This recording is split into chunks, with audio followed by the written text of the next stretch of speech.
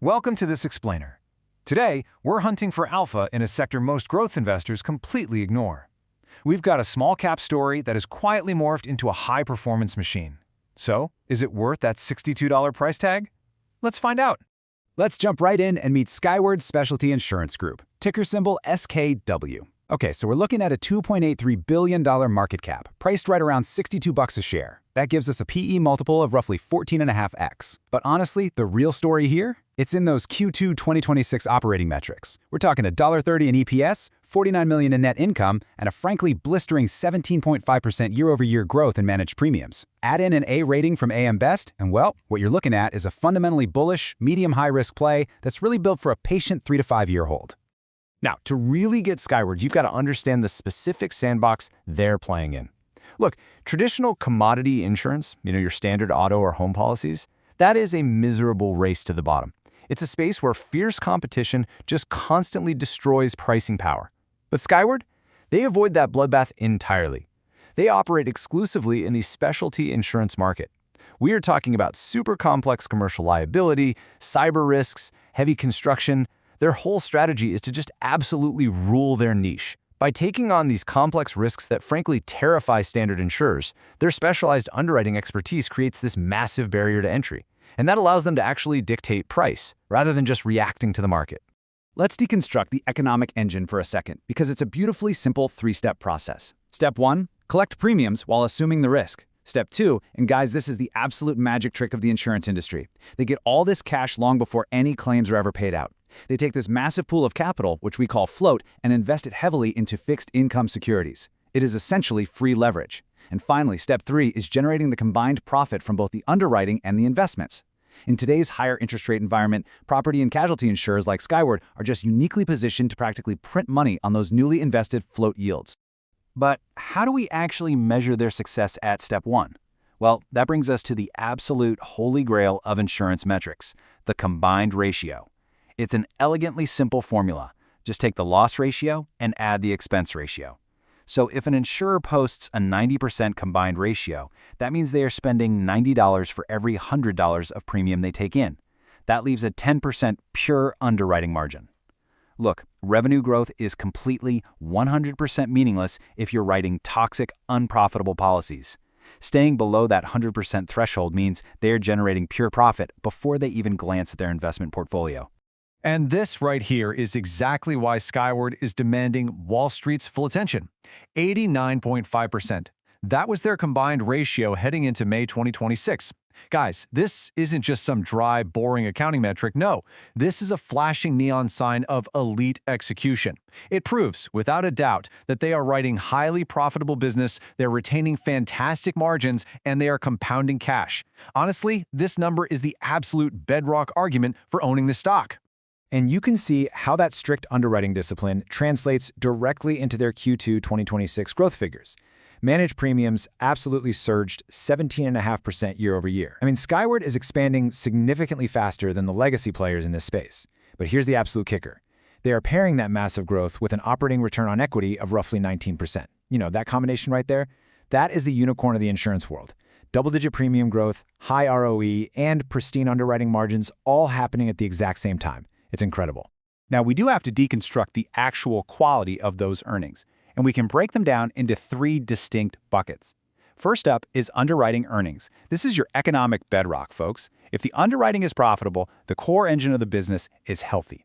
Second is investment income, which, like we talked about, is heavily juiced right now by those higher yields on their float. And third, and you've got to be careful here, is investment gains and losses. These can fluctuate wildly with the broader stock market.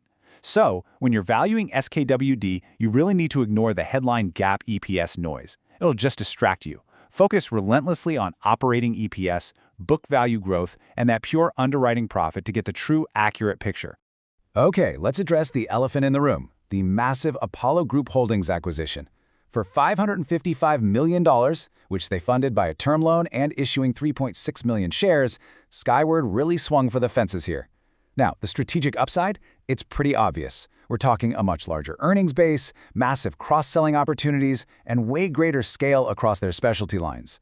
But the risks are equally real. You've got major integration hurdles, higher leverage on the balance sheet, share dilution, and the ever-present nightmare in insurance of accidentally inheriting unexpected legacy claims. So, this deal definitely expands their empire, but we absolutely must watch them like hawks to ensure they aren't sacrificing their underwriting discipline just at the altar of getting bigger. So, what exactly protects this expanding empire? Well, Skyward's competitive moat isn't some flashy proprietary AI software. No, it is built on deep, hard-to-replicate human expertise. It's built on their highly specialized broker distribution networks. It's the proprietary data they generate from underwriting these incredibly complex niches year after year. But above all else, it is a ruthless entrepreneurial culture. Look, history is literally littered with the corpses of dead insurance companies that decided to chase premium volume at all costs. Skyward's culture is explicitly, purposefully designed to prioritize profit margins over raw market share. And that culture, it's driven straight from the top down.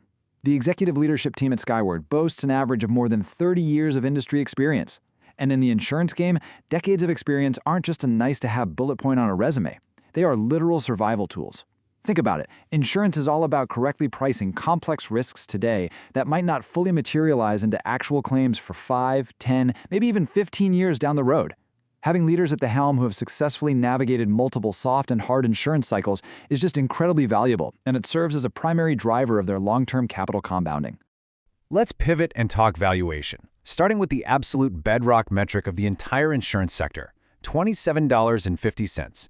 That was Skyward's book value per share as of their May 2026 presentation. Now, while tech and growth investors obsess over revenue multiples, in the insurance world, book value is paramount. The company is essentially managing a giant, growing pool of capital on behalf of the shareholders. So every single valuation conversation you have about Skyward has to start right here, at this $27.50 baseline. So let's run this through a 3-tier valuation framework to figure out what that actually means for the stock price today. First, that 14.5x PE ratio, it actually looks highly reasonable given the elite quality of their earnings. But let's look closer at price to book. At roughly $62 a share against that $27.50 book value, we are looking at a 2.25x multiple. And I'll be honest, by traditional value investing standards, that is demanding. It's not cheap, but here is where the math gets really fascinating. If Skyward can sustain a 15 to 20% return on equity, all while compounding that book value at double digits year over year, then paying a 2.25x premium is absolutely fundamentally justified. Let's map out exactly what the market scenarios look like going forward. Starting with our bear case, we are modeling a drop to $45 to $50. This is the penalty box, right? This happens if premium growth suddenly slows, catastrophe losses spike, the combined ratio deteriorates, and multiple compression violently hits the stock. Now, our base case puts us at $70 to $80. This assumes high single to double-digit premium growth, keeping the combined ratio safely below 95%, a smooth Apollo integration, and mid to high teens ROE.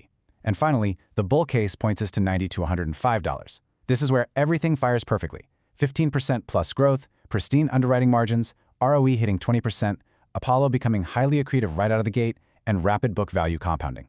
So, what specific events actually propel this stock into that $100 bull case territory?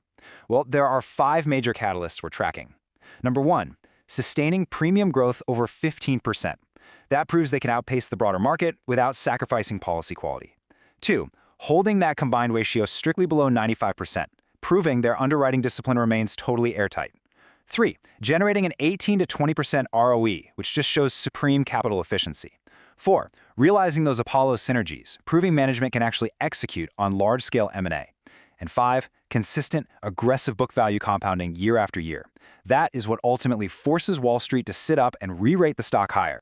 But we have to maintain a really clear-eyed view of the downside here, because guys, this is definitely not a risk-free compounder.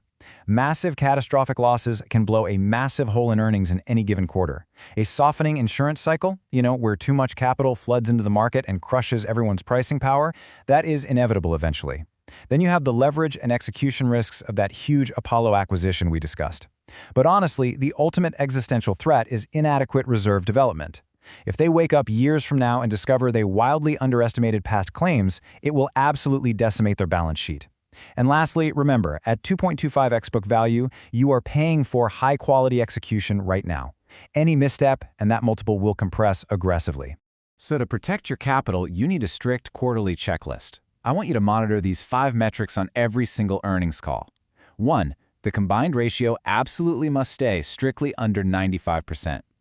2. Operating ROE needs to be hitting 15% or better. 3. Managed premium growth must hold that 10% line. 4. Book value per share should be steadily and visibly compounding. And 5, and this is crucial, scrutinize the reserve development. If you ever start seeing consistent adverse reserve development, meaning they are actively bleeding cash today to pay for old underwriting mistakes, well, that is your giant red flag to immediately head for the exits. When you contrast a sluggish traditional insurer, one that's just lumbering along at 5 to 8% growth and maybe a 10 to 13% ROE, against Skyward's elite potential of 15% plus growth and a 20% ROE, suddenly the valuation premium makes total sense. Skyward just operates in a completely different gear than the legacy guys.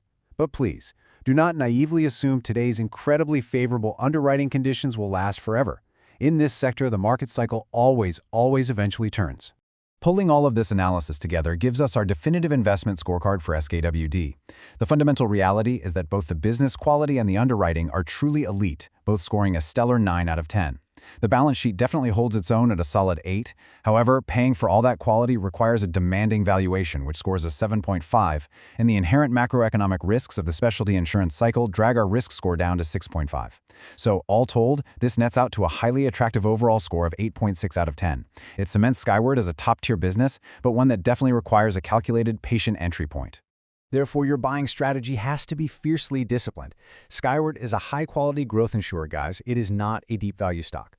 At $62, it is not a screaming bargain. So please, whatever you do, do not chase momentum here. The strategy is to accumulate gradually on weakness. If the stock dips into the $50 to $55 range, it becomes very attractive. A broader market panic dropping it down to $45 or $50, that represents a massively strong opportunity, assuming the core fundamentals remain intact.